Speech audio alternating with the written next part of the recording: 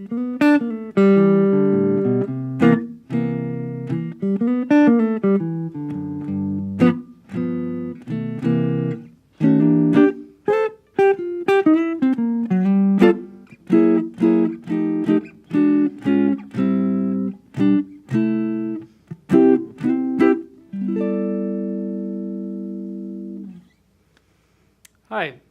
welcome to Guitar 101. I'm your instructor, Allain, and today we'll be learning about the fundamentals of guitar playing. So the first thing you'll notice is that I have an electric guitar. This type of guitar uses magnetic pickups to output the sound through a cable and in to an amplifier. What happens after this is pure science. First thing we'll look at is how to properly hold the instrument.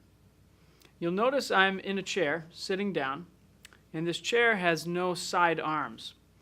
This is important because we need to be able to move our arms back and forth when we play. And an armed chair would get in the way of our elbows on both sides.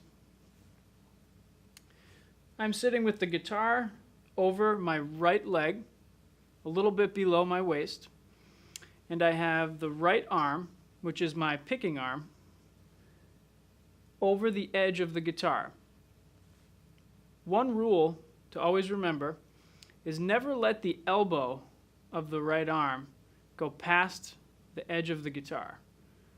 So keep your arm resting on the edge about here in your forearm.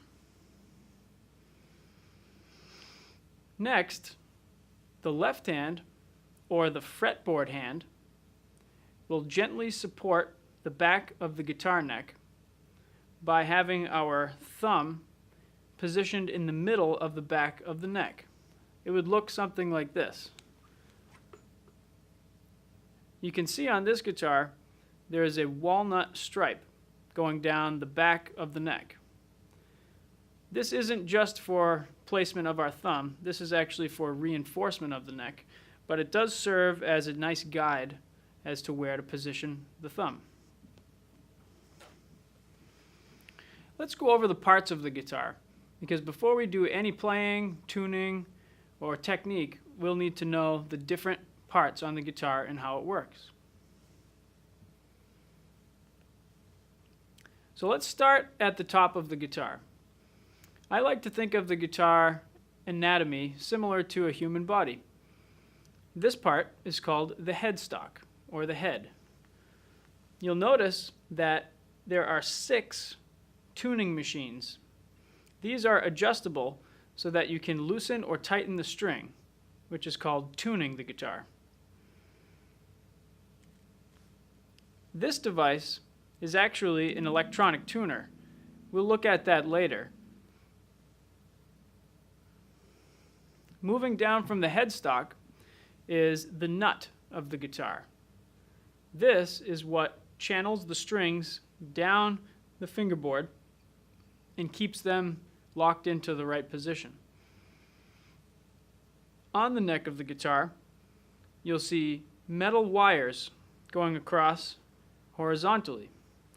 These are called frets. You'll also notice some black dots. These are called position markers, and these help you remember what fret you are on very quickly. There are 6 strings on the guitar. They're numbered from low to high, lowest meaning the lowest pitch.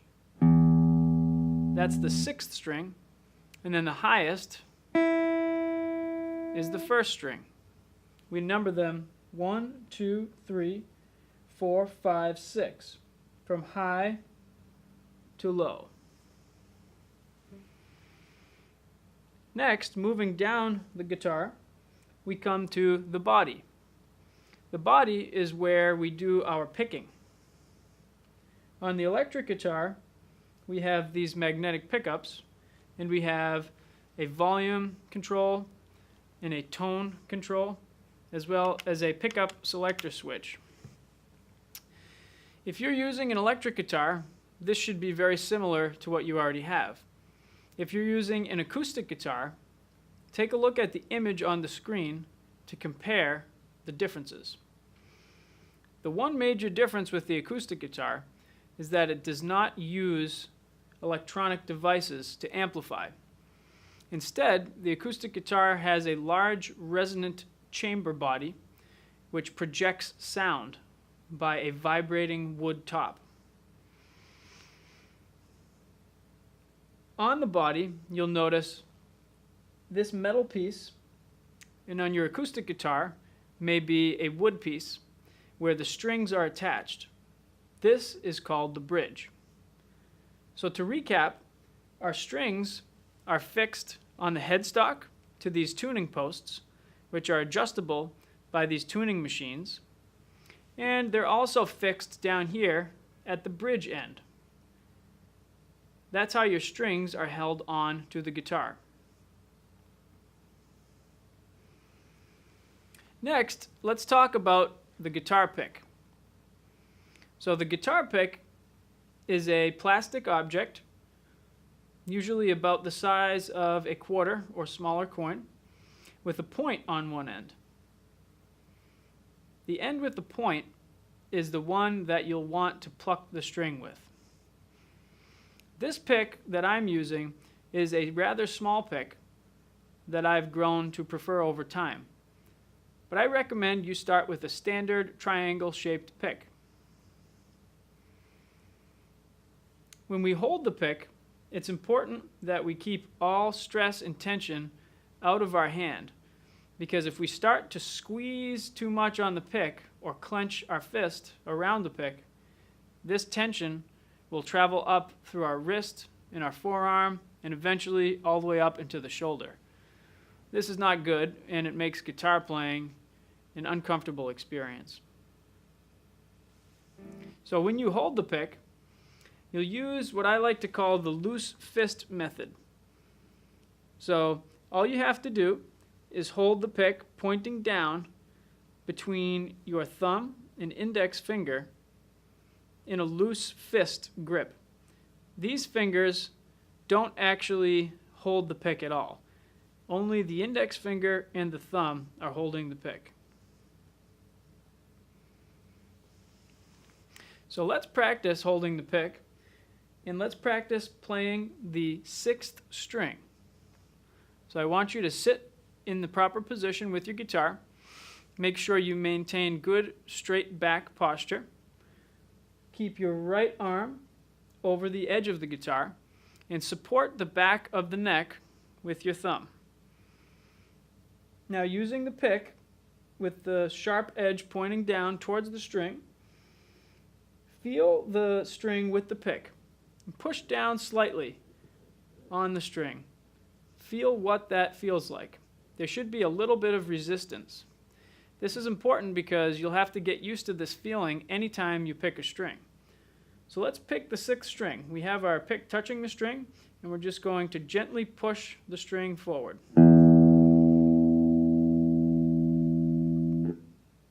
Good. Let's try again. Very good. Now you'll notice that I stopped the string from vibrating after I plucked it. The way I did that was by touching the string with my thumb. Lightly allowing the bottom edge of the thumb to touch the string will stop it from vibrating and silence the note.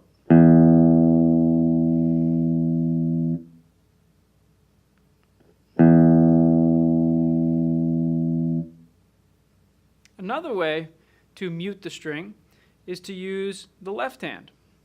Let's try that. We'll play the 6th string, and then we'll touch down on the strings with our left hand. I'm still supporting the back of the neck with my thumb, and my first finger is just lightly resting around the 3rd fret. We'll talk about frets in a moment. But let's try our 6th string exercise. We're going to play the 6th string 4 times in a row, and we'll try to keep a very steady pace and the same amount of space between each note. I'll count to 4, and after our 4 count, we'll start playing open 6th string on number 1. Here goes. 1, 2, 3, 4. 1, 2, 3, 4. Very good. Let's try it again. And this time, make sure you're muting the string after you play it the 4th time with the extra fingers on your left hand by simply just touching down on the strings. There's no need to press or push. All you need to do is let the finger rest against the string, and it will stop the string from vibrating. Again, 1, 2, 3, 4.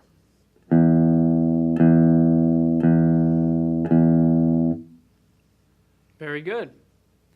Let's try this again, but let's do 2 repeats of those 4 notes. In effect, playing 8 notes. 1, 2, 3, 4.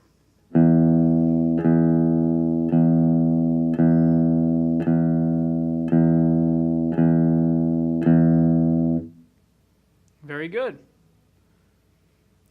What we're playing in this exercise is called an open string.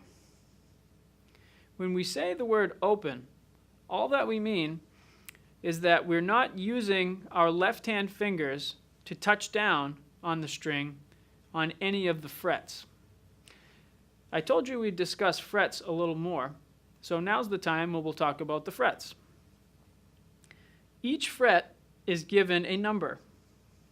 Every guitar has a different number of frets, but there are common numbers such as 19, 20, 21, 22, and even 24 fret guitars. This guitar has 21 frets, but the number of frets doesn't really matter as much as you knowing where each fret is and how we number the frets. So let's look at the first fret. The first fret is the space between the nut and this first fret bar. The second fret would be the space between the first fret and the next fret bar. The third fret would be the space between the second fret and the third fret bar. The fourth fret is the space between the third fret and the fourth fret bar. And the fifth fret would be the space between the fourth fret and the fifth fret bar. So if we look at our neck, we'll probably notice the position indicators, which are in the form of black dots on my guitar, but maybe white dots or even some other kind of shape on your guitar. Most guitars do have fret markers, but if your guitar does not, don't worry, because it probably has side dot markers as well. I'll show you what that looks like. So you see, the fret markers are actually indicated on the side of the neck. The reason for that is because when we play the guitar, we don't look over the neck like this. This would cause strain in our neck and equal tension, which would make playing uncomfortable and ineffective. So for that reason, we have side dot markers so that we can just look straight down or glance out of the corner of our eye at these markers and quickly know what fret we're playing. So if we were to play a note on the first string, which is our thinnest diameter string, or the highest pitch string, and we were to play with our first finger, our index finger, on the first fret, it would sound something like this.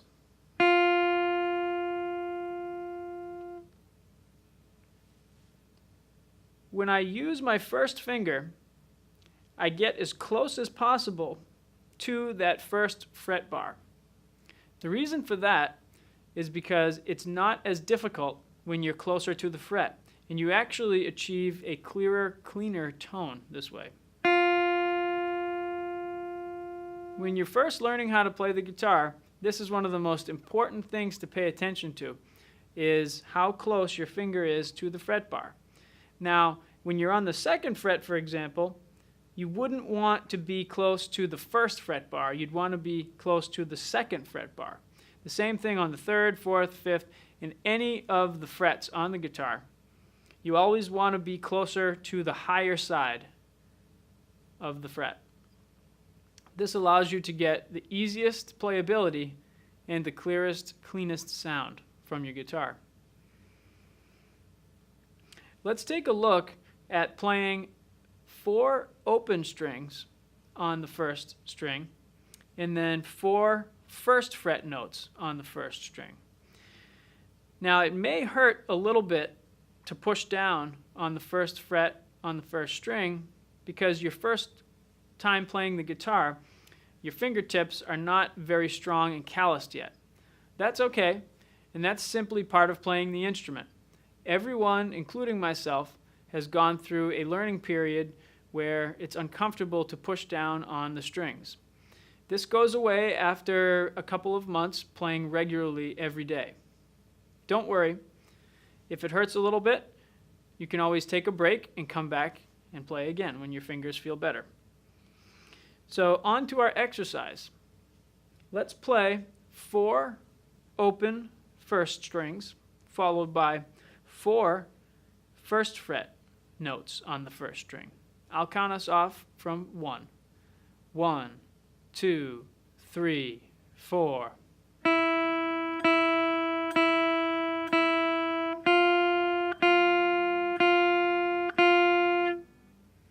Very good. Let's try that again, and we'll reverse the note order.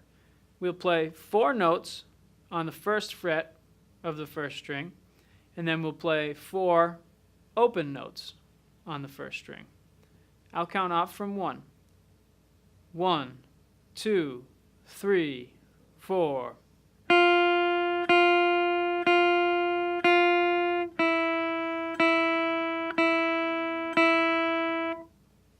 Very good. Now let's talk about the direction in which we pick the string. You'll probably have noticed that I've been picking exclusively by pushing down on the string where our pick travels towards the floor. This is called a downstroke of the pick, simply because we are pushing the pick downwards. There is another stroke that is commonly used with the guitar pick, and although we won't use it today, I'll still teach you about it so you'll know for the future. This stroke goes the opposite direction, where we pick up towards the ceiling.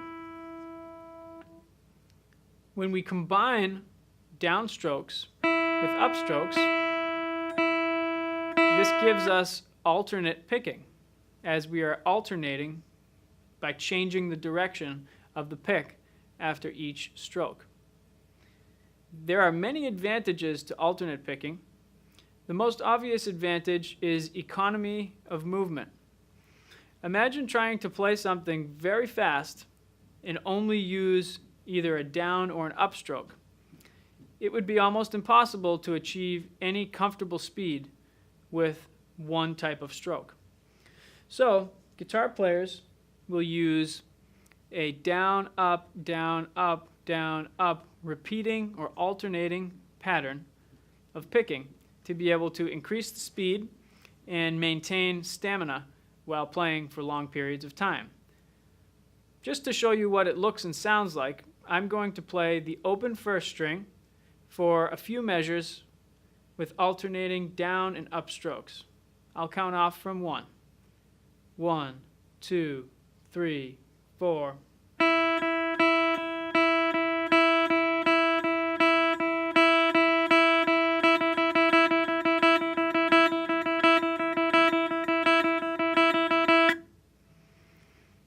So that's just a sample of what it sounds like when we use alternate picking. So keep that in mind for our future lessons, because that's something we'll be working on quite a bit. Now, let's move on to our next exercise. This exercise is one of my favorites because it really allows us to hone our skills on crossing over the strings. Crossing over the strings is an important thing to learn because on the guitar we're not always going to just be playing on one string as we have so far today. Our open string exercise will have us play each string 4 times in succession using all downstrokes. We'll cross from the 6th string to the 5th, to the 4th, to the 3rd, to the 2nd, and to the 1st, and then we'll reverse direction and go back again. This exercise is what I like to call a warm-up exercise for the picking hand. This makes your hand and muscle memory aware of each location of each string. So when you play this, you won't need to use the left hand. All you'll need to do is support the back of the neck with the thumb to keep the neck from moving. We're going to start on our open 6th string. Remember, these are all open strings. And you don't have to worry about muting any of the strings. I want you to be more concerned with picking each string in time at a good, steady pace and with a clean picking stroke each time. And the goal here is not to go fast, but the goal is to pluck each string individually without hitting any others as you're playing.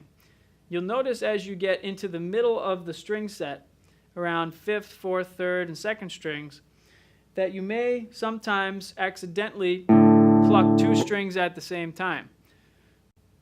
While in the future we will be playing more than 1 string at a time, for now we'll only be playing 1 at a time. This is called the open string exercise. I'll play it for you first at the regular speed, and then we'll go over it at a slower tempo. Counting off from 1. 1, 2, 3, 4.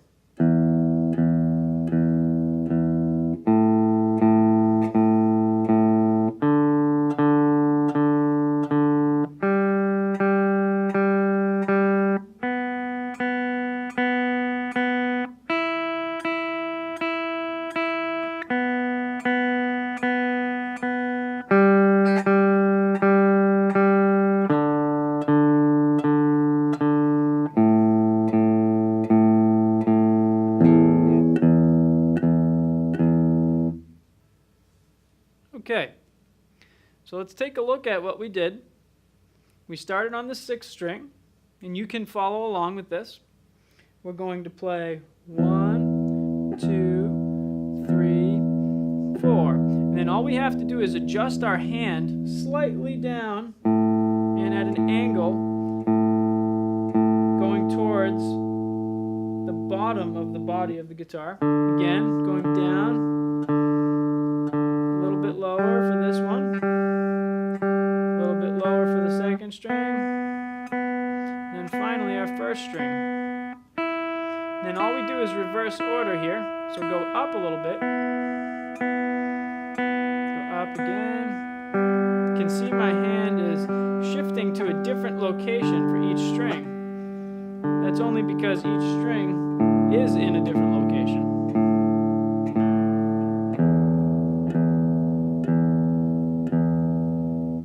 Notice how I muted the entire guitar with the side of my hand here.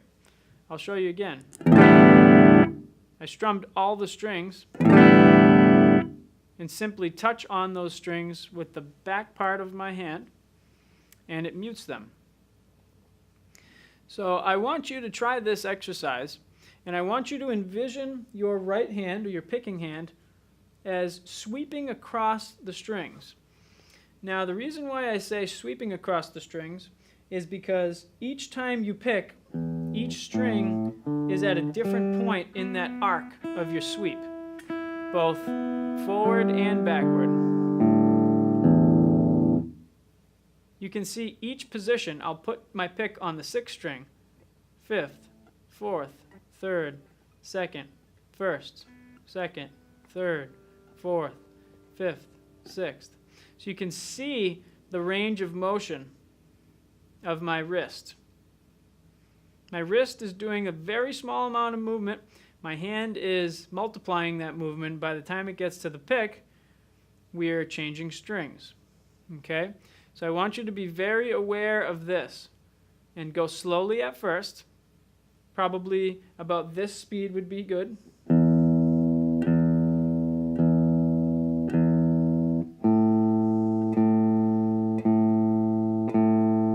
So on and so forth. And use that as your warm-up exercise.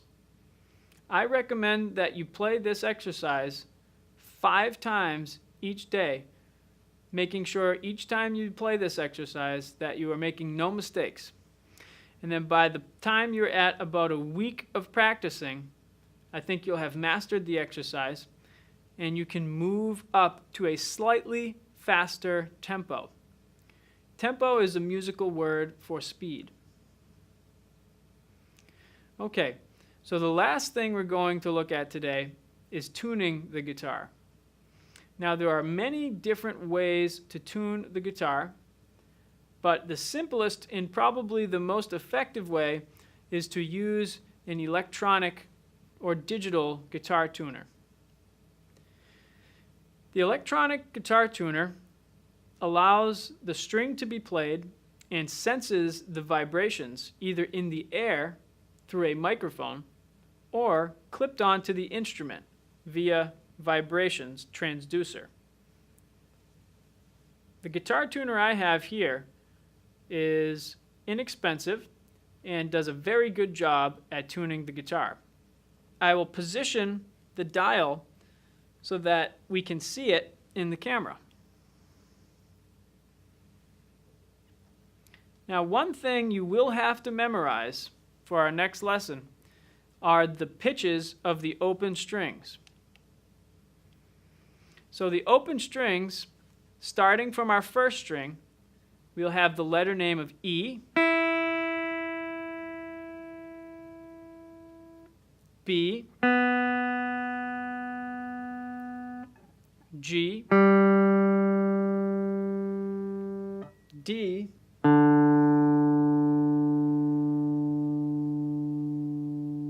A, and E once again. I like to remember these from low to high, personally, and I remember E, A, D, G, B, E. Say that to yourself. E, A, D, G, B, E. E, A, D, G, B, E. So on an electronic tuner, when you play a string, make sure that you're only hitting that one string, and if you can, try muting the other strings. If you look at my right hand, I'm resting my right hand backside against the strings that I'm not playing. So I'm going to start with our high E.